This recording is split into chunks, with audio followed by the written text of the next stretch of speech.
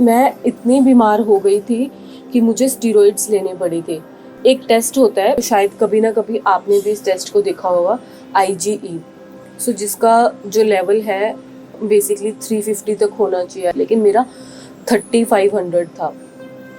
सो ये जब डॉक्टर्स ने देखा तो वो हैरान थे कि इतनी प्रॉब्लम कैसे हो सकती है। तो उन्होंने मुझे स्टीरॉइड्स पे डाला। स्टीरॉइड्स क्या है? स्टीरॉइड्स बेसिकली होती मेडिसिन ही है, लेकिन ये मेडिसिन का एक नेक्स्ट लेवल होता है। बेसिकली कहते हैं कि जहाँ पे मेडिसिन ख़त्म हो जाती है, एलोपैथी ख़त्म होती है, वहाँ स्टीरॉइड स्टार्ट हो जाते हैं। सो मैं 6 मंथ्स तक स्टीरॉइड्स पे रही थी। वाइजोलोन नाम का मैंने मेडिसिन जो है वो कंटिन्यू किया था 6 मंथ्स तक। सो मेरी जो वो प्रॉब्लम थी, जो मेरे लंग्स के अंदर थी, जो मुझे सांस लेने में दिक्कत थी, एंड मुझे इतनी प्रॉब्लम थी कि मैं बेड से उठ के अपने वॉशरूम तक भी जाती थी तो मुझे इतना सांस चढ़ जाता था एंड वो कंट्रोल नहीं होता था। सो 6 मंथ्स तक मैंने स्टीरॉइड्स लिए। 6 मंथ्स तक बाद मेरी जो ये प्रॉब्लम थी ये सॉल्व हुई।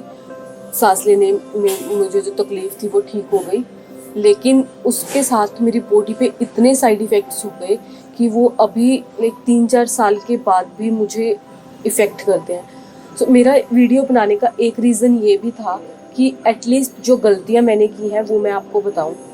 एंड मैं बहुत ही कॉन्शियस हूँ स्टार्टिंग से ही हर चीज़ को लेके। तो मैंने उस टाइम पे भी सर्च किया कि क्योंकि मेरे लिए नई टर्म थी स्टीरॉइड्स, तो सर्च किया कि इसके क्या साइड इफ़ेक्ट हो सकते हैं और ये लेना चाहिए या नहीं।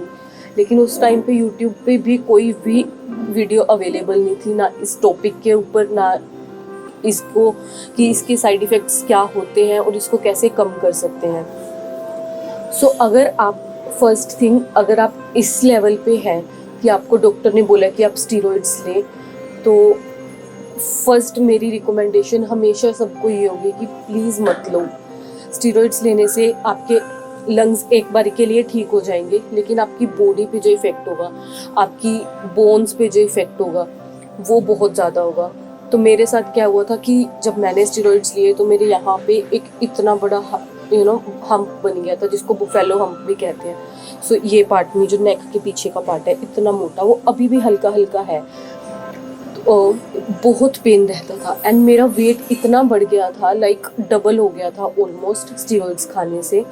ये खैर मुझे डॉक्टर ने पहले ही बता दिया था, बट मुझे इतना वेट का इतना कॉन्शियस थी नहीं, लेकिन इतना ज़्यादा बढ़ जाएगा, मतलब फेस ऐसे लगता था कि स्वेल हो रखा है।